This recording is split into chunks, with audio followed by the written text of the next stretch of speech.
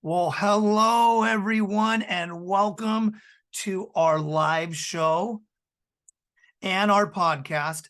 As you can probably see, Jesse's not with me on this. I am doing a solo show. We are going to jump in to a core principle that frames a neurodiversity affirming IEP. Now, this core principle is also key to the way a therapist frames their goals, the way a psychologist might frame a report, the way a therapy approach might be at a private practice. So this is a really valuable one. I think you're going to love this episode.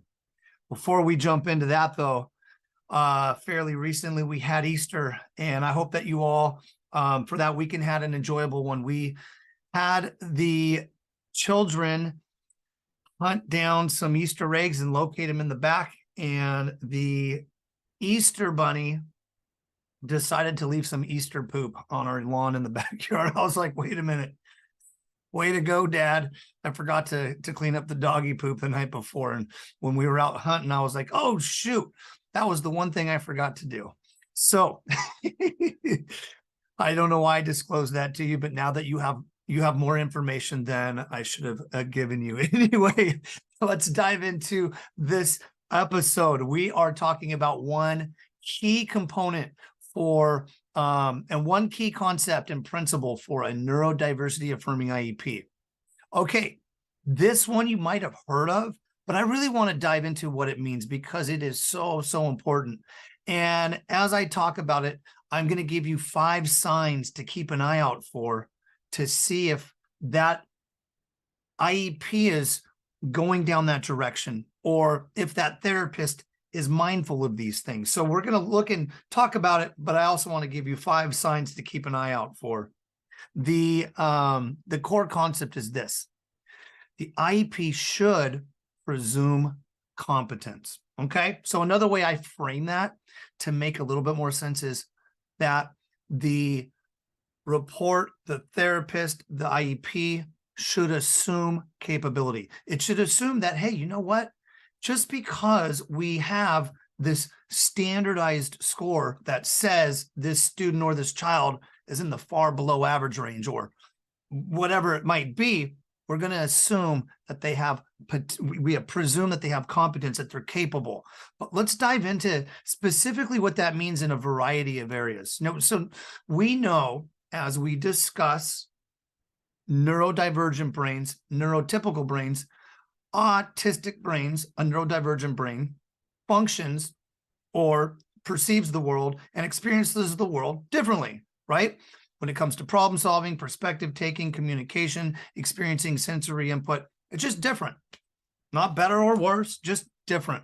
But it's really important because we want to make sure that we presume competence and acknowledge that we're not trying to make an autistic child a neurotypical student, right? Because that leads to more harm than good, right? Our children are not broken neurotypicals. They are perfectly fine who they are, but we want to presume competence so we can build the right approach, the right therapy plan, the right goals. So let me give you a couple examples on that of what might be mistakenly equating to incompetence. An example: a child may prefer to communicate, maybe not with their voice. They might prefer in the moment gestures. They might be preferring pointing. They might be preferring using an alternative means to communicate. But sometimes people might mistakenly presume that the child's incapable of understanding or that the child is incapable of communicating. So they make an assumption that the child can't do that. So that's just not the truth for most of our students. And making assumptions like those can result in the child's capabilities being grossly underestimated. That leads to missed opportunities for them to reach their full potential. In episode 21 or 22, I think episode 22, we talked about 5 key signs to look out for, some myths about AAC. Now, if a child is not being provided access to an AAC device or a way of communicating, then that person, that therapist, that approach might not be presuming that they're capable of it. So they might say things that there has to be prerequisites before they can trial a device, right? We don't want that. We want to be able to give everybody equal access to a way to communicate their needs. And sometimes we'll see unreliable speakers. So sometimes they might speak in certain situations, and sometimes they might prefer to have an alternative way of communicating. We still want to make sure that we provide access to communication. And that's really, really important. We want to build a foundation that our students have the potential to learn, that they have the potential to grow, that they have potential to make decisions and choices. On a different episode, I'll talk a little bit more about when we had to just be cautious when using PECS. Now, PECS is a communication system with visuals, but it's an actual system. So I really like visual supports. I like communication cards, but the actual PECS system, we have to be very cautious on, because that system is built on a request. So you ask a person to answer something, and then they have to use their card to request, but it doesn't build on autonomy. It doesn't build on them eventually being able to make choices on their own. It doesn't build on their autonomy to communicate with a classmate by talking about what they did on the weekend, or, really being able to build on that autonomous communication. So a lot of times PECS, that system, is presuming incompetence. They're saying, hey, we got to start here. Sometimes you'll hear that a child will be faded off from that. I would, especially if the child's 4 years or older, very, very cautious on that, because if it's built on a requesting system, then the child will only want to do it if there's a reward attached to it. And then it's really hard to wean off from that reward system. So just saying, being cautious on that. Maybe it works for some, but in my 20 years experience, I would recommend providing a mode of communication, presuming competence, that the child can have access to robust vocabulary system, and that over time that they can build that autonomy and that independence, and that even if it's not a dependence, maybe it could be codependence, just being able to say, hey, whether it's verbal or non-speaking, right, through maybe an iPad, to say, hey, I'm really extremely stressed out about having to go to the dentist after school, or I really do not want to go to that rally that the class is going to, because it's way too many people, there's way too many bright lights and loud sounds, and that's just going to dysregulate me. So presuming competence, yeah, we understand that our children have unique skills, they have unique strengths and abilities. And what we do is, by presuming competence, we describe the student's level of support rather than using labels, rather than saying that the child's low functioning or that the child is severe. We would describe what that is. So let me give you an example. This child prefers to communicate with alternative communication by using gestures. This child thrives when given access to an AAC device where they can express their wants and needs and connect with their peers. This child becomes extremely dysregulated when they're in a large group and everybody's talking at once. This child requires a sensory break every class halfway through to make sure that they're moving so they can get their energy out. Like, those are some examples, rather than saying this child's low functioning, because then everybody has the language at the IEP, and if it's framed in that way, then it doesn't give access for the child to meet their full potential. So yeah, it's very limiting. So let's talk about signs that a therapist to look out for, or signs in the IEP of what presuming competence might look like. the team, the case carrier, the educator, the therapist actively listens to the child. And if the child's not speaking, then they actively pay attention to what might be dysregulating them or what might be holding them back to accessing certain things or to completing a task, right? They take their perspective seriously. So that's the very first sign to look for in a therapist that presumes competence. They actively listen to the child. The child says, I am really stressed out at lunchtime because of where I sit.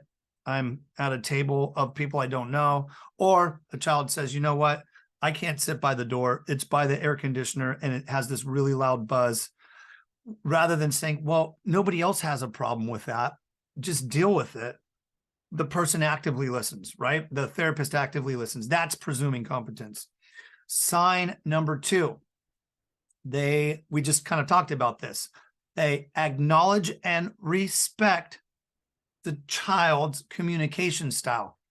Maybe it's speaking at times, and maybe it's through non-speaking means. Maybe it's writing down something. Maybe it's the child pointing so that they have to go to the bathroom. Now, remember, even for someone who's fully speaking, someone who has a lot of language and is constantly speaking, that doesn't always mean in a high stressful situation or where there's a lot of anxiety that person or that individual is going to be able to communicate their needs. Remember, Jesse talks about this in previous episodes.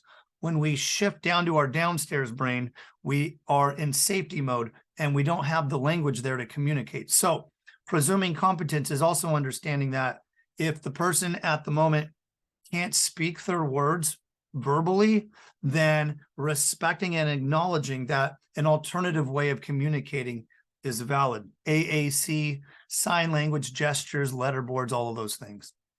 Number 3, they value your child's unique strengths and abilities.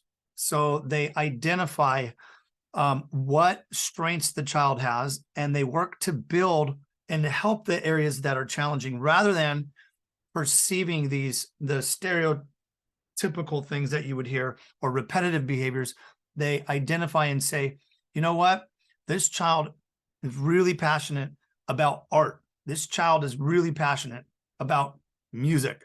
And then they use the strengths and abilities, great memory, very honest. I mean, there's just a long list of things, and working on how we can frame it to also get the needs met. So that's number 3 for presuming competence, valuing your child's strengths and abilities. We want to hear that. We want to hear that in the IEP, because it can be daunting going to a meeting and all you hear is, I can't, the child can't do this, the child can't do that. You know, we need some language to say, okay, what can they do? And then how can we get those needs met? Number 4, sign of identifying an individual or a therapist or an IEP that presumes competence is that they focus on the child's potential, right? Rather than perceived deficits, rather than perceiving that the child doesn't want to have friends or that they don't have empathy or that they can't engage in back and forth conversations. They reflect back and say, you know what? This child has the potential. If I can create the right environment and I can remove barriers in the class and I can build the right accommodations, then we can focus on the potential. We're not going to focus on these perceived deficits, right? That's what that whole strengths-based language and model is. The last one, to look for a therapist or an IEP that presumes competence. And this is a hard one, but it's one that we can guide and we can learn as therapists and we can learn as an IEP team to make that shift. The title of this podcast, right? And live show, avoid using negative language or labeling a child in a way that could be stigmatizing and hurtful. You know, that child is socially awkward. That child is severely handicapped. That child is low functioning. Like that negative type of language ends up stigmatizing the child. And that type of language ends up making people feel like they're presuming that the child can't understand or communicate on their own. And then it never allows the child to reach their full potential. And so those are the 5 key signs for identifying an individual or an IEP that presumes competence. I want to give some advice. If you hear some of these things of language that might be stigmatizing or using negative language, I act as a model. So if someone, says something that that I want to shift their view or their thought on, then what I do is I reframe it. So I'll give you an example. If a teacher comes to me and says, yeah, that student is severely handicapped, I'll reframe it and say, oh, I think what you mean to say is, or I might just say, oh, so like, can you describe that? That's easier for me to identify. Can you describe what their challenges are? And rather than, framing it as severely handicapped, if we can provide the access, if we can provide the right IEP and the accommodations, then the child can reach that full potential, right? So I really think it's important. That's how I frame it, though. I'll just say, can you describe what it is that the child is currently struggling with?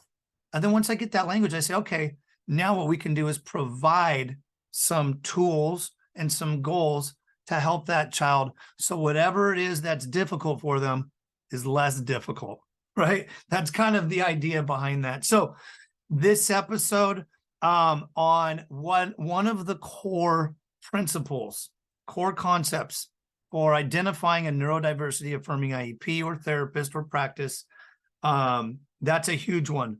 There are several other ones that I have put together in a framework, all of the things that make up a neurodiversity affirming IEP. I'm in the process of creating it.